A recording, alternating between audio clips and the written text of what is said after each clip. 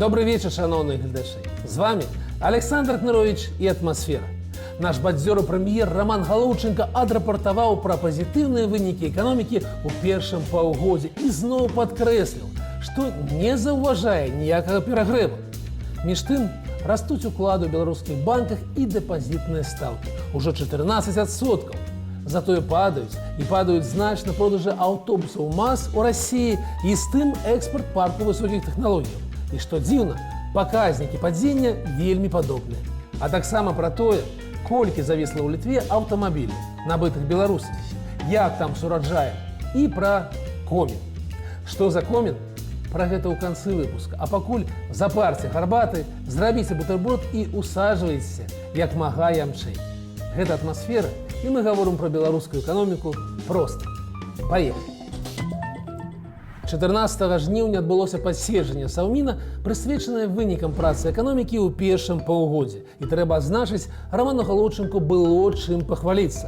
Такога паўгоддзя з ростам эканомікі на 5% не было ўжо больш як дзесятых гадоў. Больш за тое, 4 з 5 асноўных паказнікаў маюць здавальняльны ўзровень, і толькі экспарт крыху нас падводзіць. Але і тут спрыяльна складалася кан'юнктура ў чэрвені. І калі ў выніку 5 месяцаў назіралася дзірка ў замежнагандлёвым балансе памерам у $140 мільёнаў, то ў чэрвені яна знікла. Нам удалося выйсці ў плюс адразу на 100 мільёнаў. Здавалася б, цуд, але не. Пры бліжэйшым разглядзе ў гэтага фокусу ёсць цалкам вытлумачальны чыннік. Курс расійскага рубля ў чэрвені трымаўся на ўзроўні 85 за $1, што на добрых 5% ніжэй, чым у траўні. Гэта дало Галоўченку пэўны перадых. Пра што не ўспамінаў Роман Александрович, дык гэта пра спосаб, якім былі дасягнутыя статыстычныя паказнікі. Маўчаў, але ж все ж вырвалася. Тое самае. Мы ўсё кантралюем, ніякага перагрэву няма. Усё яны ведаюць. Аб чым гэта я? Ну вось, напрыклад, адзін з камерцыйных банкаў прапануе дэпазітныя ўклады пад 14% гадавых у беларускіх рублях. Пад 14. Пры афіцыйнай гадавой інфляцыі менш за 6%. І вось гэтая розніца, як і сам памер стаўкі, кажа пра істотны перагрэў, пра вельмі нездаровыя тэндэнцыі і пра тое, што афіцыйнаму паказніку інфляцыі верыць не варта. Самі ж уклады ў банках у беларускіх рублях таксама растуць ненатуральнымі тэмпамі. Хаця, калі верыць экспертам з Беларускага дзяржаўнага эканамічнага універсітэту, сума грошай у беларусаў пад падушкай і ў розных іншых зацішных месцах раза ў 1,5 больше, чым у банках. Колькі схавалі беларусы ад роднай дзяржавы? Упаў экспарт парку высокіх тэхналогій. Гэта не навіна, скажаце вы, і маеце рацыю. Навіной тут ёсць сама глыбіня падзення, вось яна уражвае. Некі вялікі каньён. Глядзіце самі. На піку мы прадавалі вось такіх інфармацыйных паслуг на $3,2 мільярда за год. І было гэта ў даваенным 21 годзе. А потым пачалася вайна. Праграмісты, не толькі людзі, але і кампаніі сталі разбегацца з Беларусі, і ў 22-м мы скончылі на адзнацы 2,7 мільярда, што ўжо было недобра, але агулам прадказальна. Звесткі ж 23 года усяго $1,8 мільярда. Гэта значыць падзенне мінус 44%, што значна больш за самую смелую ацэнку памеру уцёкаў праграмістаў з Беларусі. Нагадаю, страта гэтых спецыялістаў складае 25-30%. І разбіўка ў лічбах кажа пра тое, што мы страцілі не толькі ў людзях, але і ў кошце аутсортынгавых кантрактаў. Раней яны былі, відаць, сыцейшыя. І гэта кошт пераключэння з заходніх рынкаў на расійскі або азіяцкі. Здаецца, такі быў план кіраўніцтва. Для параўнання IT-экспарт Літвы 2 з нечым мільярда, Польшы 16 з плюсікам. І ў гэтых мільярдах ёсць частинка працы былых беларускіх праграмістаў. Ну і пра МАЗ.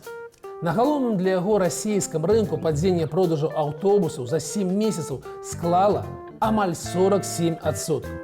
Летась прадалі 602 адзінкі, сёлета ўсяго 320 штук. Такія справы. Асобна ў ліпені было прададзена ўсяго 28, пры норме амаль 100. Чым можна растлумачыць гэткі, не пабаюсь гэтага слова, калапс? Ну, гэта не цяжка. Десяткі выпадкаў загарання аўтобусаў маглі пахаваць і мацнейшы бренд. Мяркую, што цяпер няма ніякіх камерцыйных угодаў. Добраахвотна, ніхто беларускіх самазагаральных аўтобусаў браць не жадае. І прадаюцца яны толькі тады, калі сам Лукашенко угаворыць кагосьці з расійскіх губернатараў, якія зазірнулі на імпрэзу. Але гэта было паўбяды. Я нагадаю, 200 мільёнаў бюджэтных долараў інвеставана ў новую вытворчасць гэтых аўтобусаў. Мы мусілі б заняць 30% расійскага рынку. Маем жа менш за 2. Якія перспектывы? Здаецца, гэты аўтобус ідзе ў парк. 4000 аўтамабіляў, набытых беларусамі, завіслі ў Літве. Дзверы раптам зачыніліся. З пачатку ліпеня літоўскія мытныя органы пачалі патрабаваць пры вывазе аўтамабіляў у бок Беларусі афіцыйнага пацверджання ад вытворцаў пра тое, што аўтамабіль не будзе прададзены ў Расіі. Гэта значыць, беда прыйшла для тых, хто купіць жалезнага каня паспеў, але не паспеў яго завесці. І нельга сказаць, што ўся гэта аўтаплынь накіроўвалася ў падсанкцыйную Расію. Частка, вядома, заставалася ў Беларусі, але аддзяліць гэтую частку няма ніякай магчымасці. Таму вось такія жорсткія захады. На мінулым тыдні стала вядома, што уласнікі завіслых аўтаў напісалі зварот да ўраду Літвы, у якім сказалі, што падзяляюць заклапочанасць уладаў, не маюць нічога супраць гэтых санкцый, аднак просяць дазволіць ім усё ж вывесці машыны, набытыя да ўвядзення новых патрабаванняў, без выканання азначаных умоў. Ці дазволіць? Аднаму Богу вядома. Пакуль жа неўдачлівыя ўладальнікі спадзяюцца на лепшае і плацяць за захоўванне там, у Літве. А ўборачная сёлета ідзе неяк ціха. Вы заўважылі? Без феерверкаў і пагрозаў каго-небудзь пасадзіць. Сярэдненька так ідзе. І лічбы прыходзяць такія ж, сярэдненькія.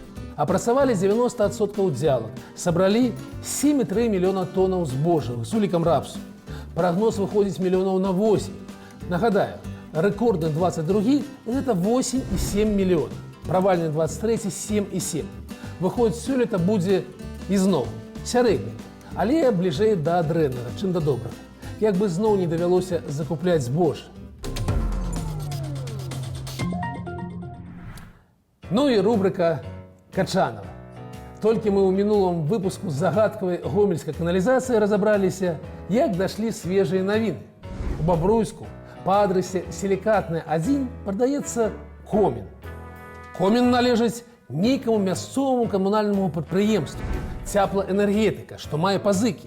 І магілёўскі аддзел прымусовага выканання просіць за яго 20 000 рублёў. Як будучы ўласнік зможа выкарыстоўваць комін? На сайце не паведамляецца, у мяне фантазіі таксама не стае. Комін, цягляны, стаіць на тэрыторыі прадпрыемства. І не, гэта яшчэ не ўсё. На гэтым жа тыдні звольнілі генеральнага дырэктара Белвід Уніфарм. Гэта тое самае прадпрыемства, вытворца вакцыны для кароваў, што 3 гады таму паабяцала выпусціць вакцыну супраць ковіду-19 і атрымала пад гэта кучу бюджэтных грошай. Апошні раз звесткі пра вакцыну паступалі ў траўні. Дырэктар абяцаў перадаць прэпараты ўжо ў гандаль. І вось, ні вакцыны, ні дырэктара. Ні, зразумела, грошай. Вось цяпер усё.